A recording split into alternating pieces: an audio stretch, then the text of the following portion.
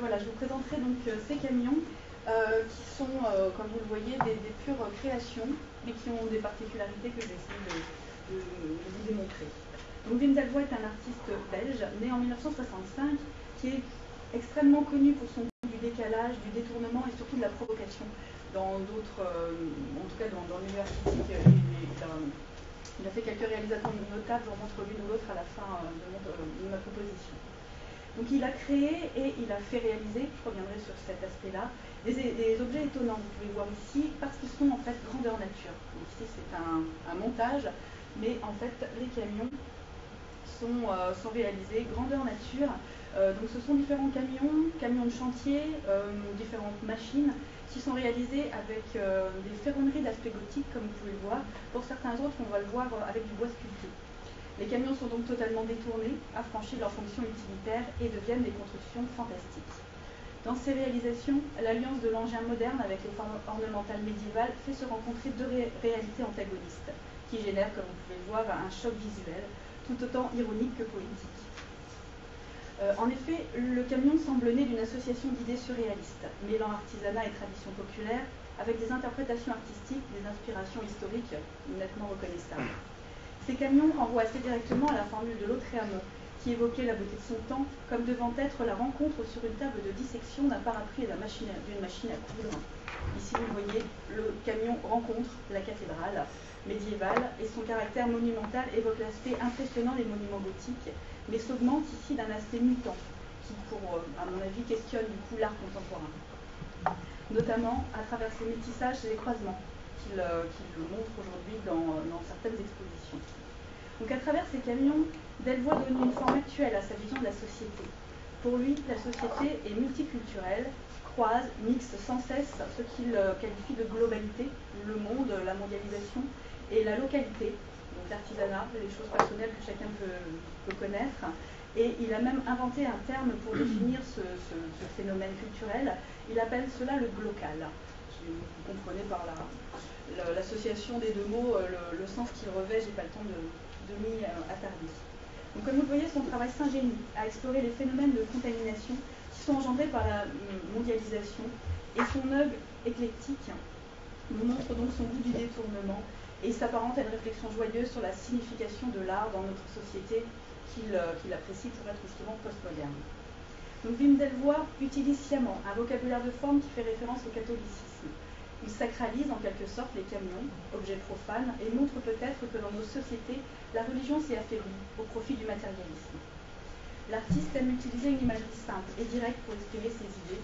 Il n'empêche que ses créations sont souvent ce que j'ai nommé entre guillemets des jeux d'objets, pour paraphraser et déformer la formule jeu de mots.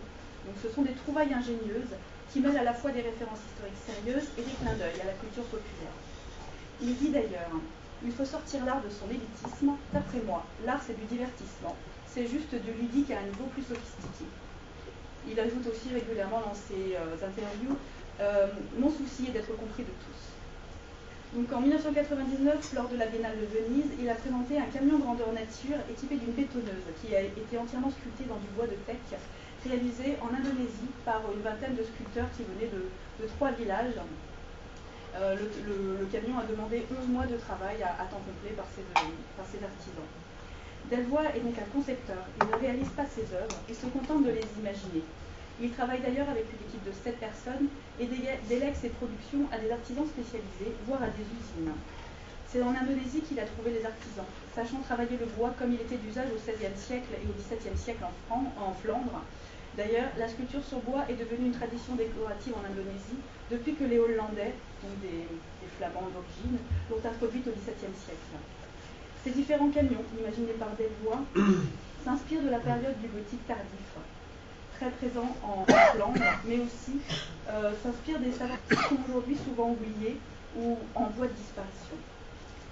Le président du musée du Louvre a souligné en 2012, lors de l'exposition Delvoye dans ce célèbre musée français, Delvoye rend hommage aux prouesses des architectes et des artisans du passé en digérant les éléments du gothique.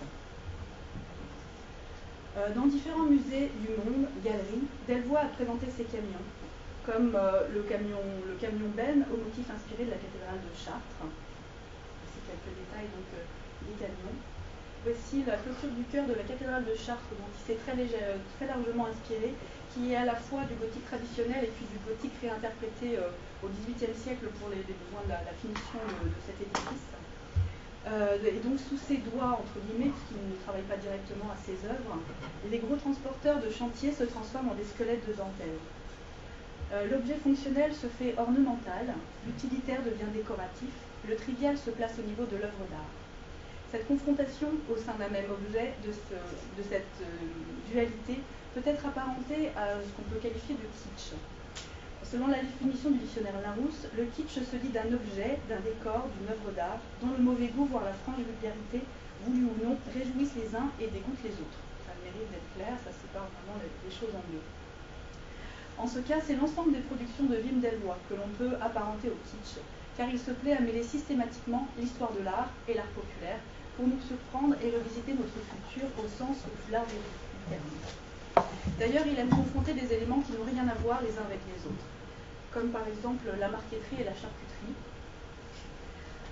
ou alors le logo Louis Vuitton avec les cochons, ou alors carrément la typographie de Walt Disney, comme vous pouvez le voir, avec son nom Wim Delvoye qui a les mêmes initiales.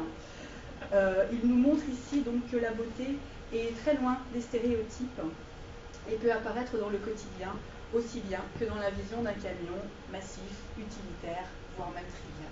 Je vous remercie. Merci.